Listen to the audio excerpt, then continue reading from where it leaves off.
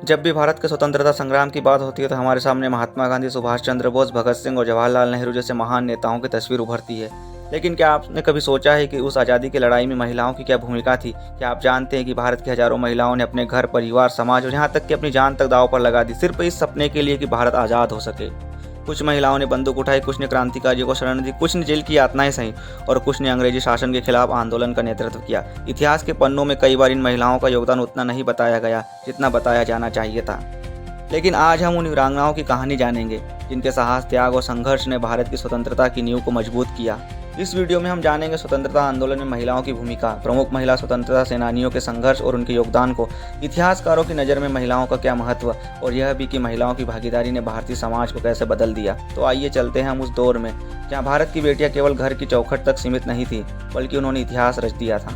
भारत संबंधी उपनिवेशवादी संवाद बहुत पहले से ही लैंगिक रंग में रंगे हुए रहे हैं, क्योंकि उपनिवेशी समाज को स्त्री समान बतलाया गया और उसके उपनिवेशक के पुरुषत्व के मुकाबले भारतीय समाज के स्त्रीण चरित्र को उसकी स्वाधीनता की समाप्ति के लिए जिम्मेदार ठहराया गया।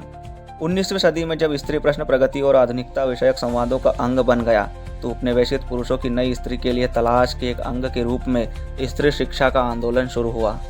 जैसा कि गेराल्डाइन फोर्ब्स का वर्गीकरण कहता है कि 3 समूह शिक्षा के प्रसार के निमित्त बने: अंग्रेजी शासक, भारतीय पुरुष सुधारक और शिक्षित भारतीय स्त्रियां। कलकत्ता में पहल राधाकांत देव जैसे व्यक्तियों और स्कूल बुक सोसाइटी ने और आगे चलकर केशव चंद्र सेन और ब्रह्म समाज ने की। पश्चिम भारत में यह भूमिका महादेव गोविंद रनाड़े और प्रार्थना समाज ने निभाई। उत्तर भारत में स्वामी दयानंद सरस्वती और उनकी आर्य समाज ने तथा मद्रास में नी बेसेंट और थियोसॉफिकल सोसाइटी ने यह काम पूर्ण किया। रहा समाज शिक्षित भारतीय स्त्रियों का तो हम पश्चिम भारत में पंडिता रमाबाई, मद्रास में सिस्टर सुब्बलक्ष्मी तथा बंगाल की मुस्लिम स्त्रियों में बेगम रुकैया शेखावत हुसैन के प्रयासों का उल्लेख कर सकते हैं। लॉर्ड डलहौजी के प्रशासन के बाद उपनिवेशी सरकार ने स्त्री शिक्षा में खास दिलचस्पी दिखाई। गवर्नर जनरल की काउंसिल के विधि सदस्य बेथ्यून ने 1849 में वह स्कूल खोला जो आखिरकार कलकत्ता का सबसे प्रसिद्ध बालिका विद्यालय बन गया। तब से लेकर 1882 तक हंटर आयोग के गठन तक भारतीय शिक्षा की प्रगति बहुत मामूली रही, क्योंकि विद्यालयगामी आयु की 98% लड़कियां अशिक्षित रहीं। प्रगति गति चाहे जितनी कम रही हो, तथ्य यह है कि सदी के परिवर्तन तक मध्यवर्गीय भारतीय घरानों की अनेक स्त्रियां औपचारिक या अनौपचारिक ढंग से शिक्षित हो चुकी थीं। जहां तक स्त्रियों के काम का प्रश्न है तो हालांकि वे खेती और कार्यकलापों में भाग लेती थी। जो स्त्रियां विभिन्न दस्तकारियों में लगी हुई थी उनमें से भी अनेक स्त्रियां 20वीं सदी के आरंभिक वर्षों में मशीनीकरण के आरंभ के कारण अपने रोजगार से वंचित होने लगी। 20वीं सदी के आरंभिक वर्षों में सूती और जूट मिलों, चाय बागानों और कोयला खदानों में भारी संख्या में स्त्रियां कार्यरत थीं। लेकिन यहाँ भी घरेलूपन की प्रभुत्वशाली विचारधारा ने उनकी दशा को प्रभावित किया।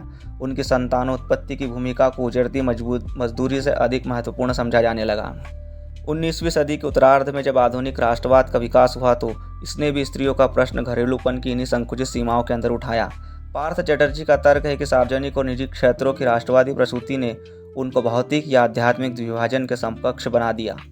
कांग्रेस ने स्त्री प्रश्न को 1917 तक सीधे सीधे नहीं उठाया, वैसे ही जैसे उसने छुआछूत के मुद्दे को नहीं छुआ, क्योंकि उसे स्वयं पर विश्वास नहीं था और वह एक नवजात राष्ट्र की नाजुक दशा के बारे में अति संवेदनशील थी। लेकिन जब बंगाल में उसे गर्मपंथ की शक्ति मिली तो राष्ट्रवादियों ने वहां पहले से महत्व पा चुकी मातृत्व की धारणा को देशी संस्कृति की विशेषता के एक शक्तिदायी और प्रामाणिक प्रतीक के रूप में अपना लिया। यूरोप की पितृभूमि की धारणा के विपरीत राष्ट्रवादियों ने देश की कल्पना मातृभूमि के रूप में की। इसका आरंभ 1875 में हुआ जब विख्यात बंगाली बुद्धिजीवी बंकिम चंद्र चटर्जी ने वंदे मातरम नामक गीत लिखा, जिसे बाद में उनके उपन्यास आनंद मठ में शामिल करके उसे एक संदर्भ दे दिया गया। इस उपन्यास में उन्होंने देवी माँ की 3 छवियां प्रस्तुत की: माँ जो वह थी, माँ जो वह है और माँ जो वह बनेगी। ये 3 छवियां इस देवी के राष्ट्रवादी भक्तों की कल्पना और उनकी समर्पण भावना को पंख लगाने के लिए पर्याप्त थी और इन्होंने भारतीय राष्ट्रवादी संवाद में देवी माँ के रूप को हमेशा के लिए अंकित कर दिया। इस गीत को सबसे पहले रविंद्रनाथ ठाकुर ने 1896 में कलकत्ता अधिवेशन में गाया था। कुछ साल बाद स्वदेशी आंदोलन के दौरान बंगाल के गर्मपंथी नेता अरविंद घोष ने इस बिंब की शक्ति का एहसास किया जो देश प्रेम और राष्ट्रीय जागरण का जन्मदाता बन सकता था। उसके बाद तो विपिन चंद्र पाल से लेकर पंडित जवाहरलाल नेहरू तक लगभग हर राष्ट्रवादी नेता ने देश और राष्ट्र के लिए मातृत्व के इस रूपक का प्रयोग किया। राष्ट्रवादी चित्रकला में अवनींद्रनाथ ठाकुर का चित्र भारत माता इस नई छवि का प्रतीक बन गया। यहाँ देवी माँ अधिक सौम्य और शांत है तथा सुरक्षा और सुख समृद्धि देने वाली है। यह एक ऐसी छवि है जो मानवीय और देवी दोनों है, जो परिचित भी है और पारलौकिक भी। स्वदेशी आंदोलन में स्त्रियों ने ब्रिटिश मालों का बहिष्कार किया और स्वदेशी का उपयोग किया। अपनी कांच की चूड़ियाँ तोड़ी और प्रतिरोध के अनुष्ठान के रूप में रसोई बंदी दिवस मनाया। सरला देवी चौधरानी, जिन्होंने बंगाली युवकों के एक अखाड़ा आंदोलन में भाग लिया, या कुछ ऐसी ही स्त्रियां थीं जिन्होंने क्रांतिकारी आंदोलन में भाग लिया। पहले विश्व युद्ध के बाद के काल में भारतीय राजनीति में दो यशस्वी स्त्रियों का उदय हुआ। थियोसॉफिकल सोसाइटी के अध्यक्षा और होम रूल लीग की संस्थापिका एनी बेसेंट को 1917 में कांग्रेस के अध्यक्षा चुना गया। उसी साल इंग्लैंड में पढ़ी कवियत्री सरोजिनी नायडू, जो 1906 से ही कांग्रेस के अधिवेशनों में देश प्रेम भरे भाषण देती आ रही थी, स्त्रियों के लिए मताधिकार की मांग करने के लिए लंदन में भारत सचिव मॉन्टेग्यू के पास एक प्रतिनिधि मंडल लेकर गई। अगले साल उन्होंने कांग्रेस के अधिवेशन में स्त्री पुरुष दोनों के लिए मताधिकार की समान पात्रता की मांग करते हुए एक प्रस्ताव प्रस्तुत किया। 1925 में उनको भी कांग्रेस के अध्यक्षा चुना गया। लेकिन गेराल्डाइन फोर्ब्स का कहना है कि प्रेरणादायी चरित्र होने के बावजूद ये दोनों महिलाएं ना तो स्त्री मुक्ति की एक विचारधारा विकसित कर सकी और ना ही राष्ट्रवादी राजनीति में उनको कोई स्थान दिला सकी। इस तरह राष्ट्रीय आंदोलन में स्त्रियों की भागीदारी की इस कथा में एक बड़ा मोड़ हम गांधी के आगमन के बाद देखते हैं। आदर्श भारतीय नारी की धारणा पेश करते हुए उन्होंने मातृत्व की बजाय बहनत्व को ध्यान का केंद्र बनाया। स्त्रियां जो स्वार्थहीन बलिदान दे सकती थी, उसकी शक्ति का अनुभव उन्होंने दक्षिण अफ्रीका में ही कर लिया था और उसे राष्ट्र की सेवा में लगाने का निर्णय किया। गांधी जी ने स्त्रियों को दक्षिण अफ्रीका में सर्वप्रथम 1913 में सार्वजनिक प्रदर्शनों में उतारा और भारतीय स्त्रीत्व की भारी राजनीतिक क्षमता का एहसास किया। भारत वापसी के बाद 1919 के रॉलेट सत्याग्रह में उन्होंने औरतों को राष्ट्रीय अभियान में भाग लेने के लिए फिर से आमंत्रित किया, लेकिन इस दिशा में कोई सार्थक पहल हो इससे पहले ही उसे वापस ले लिया गया। 1921 में जब असहयोग आंदोलन शुरू हुआ तो गांधी ने स्त्रियों के लिए शुरू में एक सीमित भूमिका बताई, अर्थात बहिष्कार और स्वदेशी अभियान में, लेकिन स्त्रियों ने अपने लिए और भी सक्रिय भूमिका का दावा किया। नवंबर 1921 में 1000 महिलाओं के प्रदर्शनों ने बम्बई में प्रिंस ऑफ वेल का स्वागत किया। फिर बंगाल के कांग्रेसी नेता चित्तरंजन दास की पत्नी बसंती देवी, उनकी बहन उर्मिला देवी और भतीजी सुनीति देवी ने दिसंबर में कलकत्ता की सड़कों पर खुलेआम प्रदर्शनों में भाग लेकर और गिरफ्तारी देकर पूरे देश को स्तब्ध कर दिया। गांधी दांडी मार्च के लिए स्वयंसेवकों के मूल दल में स्त्रियों को शामिल नहीं करना चाहते थे, लेकिन रास्ते में उन्होंने जिन सभाओं को संबोधित किया उनमें हजारों स्त्रियां शामिल हुई और आंदोलन ने जब सचमुच जोर पकड़ लिया तो दूसरी हजारों स्त्रियों ने भी नमक के गैर कानूनी उत्पादन, विदेशी कपड़ों और शराब की दुकानों और धरनों प्रदर्शनों के माध्यम से आंदोलन को मजबूती प्रदान की। जहाँ तक स्त्रियों की भागीदारी का प्रश्न है, आंदोलन सबसे अधिक संगठित बम्बई में था, सबसे अधिक उग्र बंगाल में था और मद्रास में सीमित था। उत्तर भारत में इलाहाबाद, लखनऊ, दिल्ली और लाहौर जैसे शहरों में राष्ट्रवादी प्रदर्शनों में खुलेआम भाग लेकर सम्मानित परिवार की सैकड़ों स्त्रियों ने अपने रूढ़िवादी पुरुष सज्जनों को स्तब्ध कर दिया। बंगाल में नए क्रांतिकारी आंदोलन की विशेषता है, इसमें बड़े पैमाने पर युवतियों की भागीदारी थी। प्रीतिलता वाडेदार ने पहाड़ी तल में रेलवे इंस्टीट्यूट पर छापा मारा, इसी दौरान मारी गई, जबकि कल्पना दत्त को सूर्यसेन के साथ गिरफ्तार कर लिया गया। उन्हें आजीवन कारावास की सजा दी गई।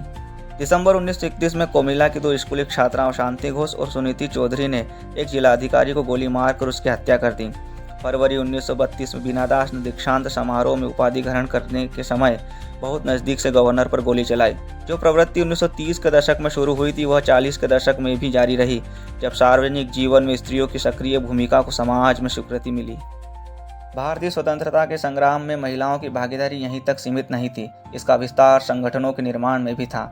आरंभ से ही राजनीति में स्त्रियों की भागीदारी अनेक विशुद्ध रूप से स्त्री संगठनों के मंच से होती रही, जो गेल पियर्सन की शब्दावली में एक विस्तारित नारी क्षेत्र का निर्माण कर रहे थे, और यह क्षेत्र अलग थलग परिवार और व्यापकतर सामाजिक क्षेत्र के बीच में कहीं स्थित था।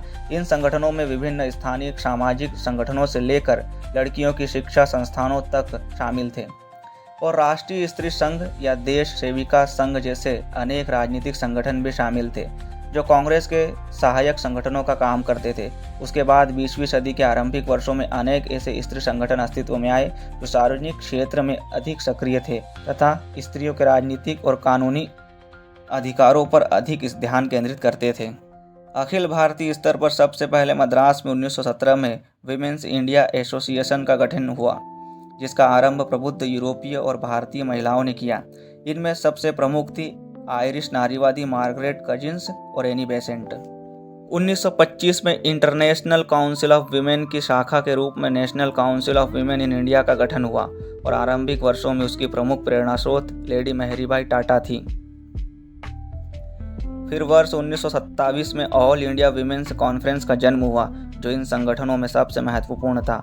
आरंभ में यह स्त्री शिक्षा को बढ़ावा देने वाला एक गैर राजनीतिक संगठन था, जिसकी प्रमुख प्रेरणा स्रोत मार्गरेट कजिन्स थी, लेकिन वह संगठन आखिरकार राजनीतिक राष्ट्रवादी गतिविधियों में भाग लेने लगा तथा मताधिकार से लेकर विवाह सुधार और कामगार स्त्रियों के अधिकार तक स्त्रियों के लिए हर प्रकार के अधिकारों का समर्थन करने लगा।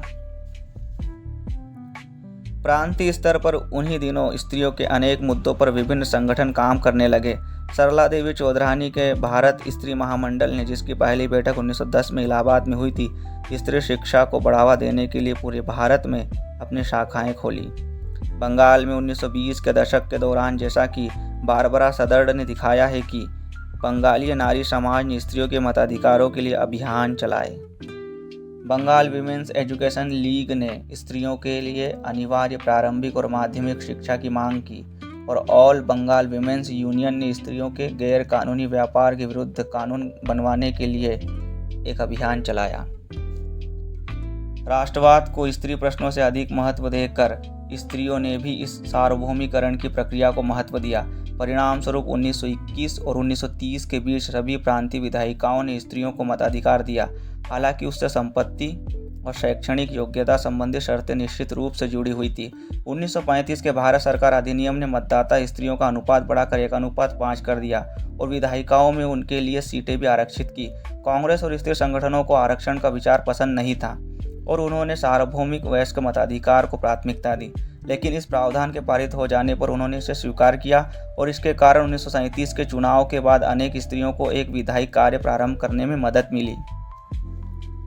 दूसरी ओर विवाह आयु संबंधी 1891 के विधेयक के विपरीत 1929 का बाल विवाह प्रतिबंध कानून या शारदा कानून राष्ट्रवादियों के भारी समर्थन से पारित हो गया। इसमें स्त्रियों के लिए विवाह की न्यूनतम आयु 14 वर्ष और पुरुषों के लिए 18 साल रखी गई थी। स्त्रियों की सक्रियता 1942 के भारत छोड़ो आंदोलन में सबसे अधिक स्पष्ट रही, जिसके लगभग प्रारंभ से ही पहली पंक्ति के सभी पुरुष कांग्रेसी नेता जेलों में बंद कर दिए गए। इस तरह की आकस्मिक परिस्थिति में अभूतपूर्व पुलिस दमन के सामने आंदोलन के समन्वय की जिम्मेदारी कुछ प्रमुख नेत्रियों ने अपने सर पर ले ली। सुचेता कृपलानी ने अहिंसक प्रतिरोध का समन्वय किया, जबकि भूमिगत क्रांतिकारी गतिविधियों को नेतृत्व अरुणा असफ अली ने दिया और यह काम उन्होंने गांधी की आत्मसमर्पण करने की सलाह को नरमी से ठुकराकर किया। लेकिन इस आंदोलन का सबसे अहम पहलू बड़ी संख्या में ग्रामीण स्त्रियों की भागीदारी था, जिन्होंने अपने देश को मुक्त कराने के लिए स्वयं पहल की। 1942 में कम्युनिस्ट पार्टी पर से प्रतिबंध हटाने पर ग्रामीण स्त्रियों ने यह भूमिका संलग्नता से की और अधिक मात्रा में बढ़ोतरी हुई। इससे पहले 1920 और 30 के दशकों में अनेक मध्यवर्गीय शिक्षित स्त्रियां कम्युनिस्ट आंदोलनों में शामिल हुई थी और उन्होंने मजदूर वर्ग को लामबंद करने, औद्योगिक कार्रवाई का आयोजन करने और राजनीतिक बंदियों की रिहाई के अभियान में भाग लिया था। 1941 तक ऑल इंडिया स्टूडेंट फेडरेशन की छात्राओं की शाखा में लगभग 50,000 सदस्याएं थीं। 1942 में बंगाल की कुछ वामपंथी नेत्रियों ने एक महिला आत्मरक्षा समिति का गठन किया। उसके द्वारा ग्रामीण स्त्रियों को लामबंद किया और बंगाल में 1943 के अकाल के दौरान राहत कार्य भी किए। साम्यवादी आंदोलन में स्त्रियों की यह भागीदारी उस समय बढ़कर एक नए स्तर पर तक पहुंच गई, जब बंगाल में कम्युनिस्ट नेतृत्व वाली किसान सभा के अंतर्गत 1946 में तेभागा आंदोलन उपज में बटाईदारों के लिए 2/3 हिस्से की मांग करते हुए शुरू हुआ। इसमें दलित और आदिवासी समुदायों की सर्वहारा और अर्ध सर्वहारा स्त्रियों ने व्यापक स्तर पर स्वतंत्र कार्रवाइयाँ की। अपनी पहल पर उन्होंने नारी वाहिनियाँ बनाई और जो भी हथियार हाथ लगा उसी के बल पर उपनिवेशी पुलिस का मुकाबला किया। इसी तरह आंध्र में भी, जहां निजाम हैदराबाद और सामंती दमन के विरुद्ध 1946 से 51 तक तेलंगाना संघर्ष चला, बेहतर मजदूरी, सही लगान और अधिक सम्मान के लिए स्त्रियां पुरुषों से कंधा मिलाकर लड़ रही थी। लगभग उन्हीं दिनों अर्थात भारत छोड़ो आंदोलन के समय देश से बाहर वास्तविक फौजी कार्रवाइयों में स्त्रियों को शामिल करने का एक प्रयोग सुभाष चंद्र बोस ने किया। बहुत पहले 1928 उन्होंने कर्नल लतिका घोष के नेतृत्व में कांग्रेस का एक महिला स्वयंसेवक दल तैयार किया था, जिसने पूरी वर्दी पहनकर कलकत्ता की सड़कों पर मार्च किया था। 1943 में जब उन्होंने दक्षिण पूर्व एशिया में प्रवासी भारतीयों की सेना बनाई, जिसे आज़ाद हिंद फौज कहा गया, तो उन्होंने उसकी एक महिला रेजिमेंट भी बनाने का निर्णय किया, जिसका नाम 1857 के विद्रोह की वीरांगना रानी लक्ष्मीबाई के नाम पर रानी झांसी रेजिमेंट रखा गया। इस नए रेजिमेंट के लिए प्रशिक्षण शिविर अक्टूबर 1943 में खोला गया और इसमें लगभग 1500 स्त्रियां शामिल हुई, जिनका संबंध दक्षिण पूर्व एशिया में रह रहे सभी धर्मों और जातियों के कुलीन और मध्यवर्गीय या मजदूर वर्गीय दोनों प्रकार के भारतीय परिवारों से था।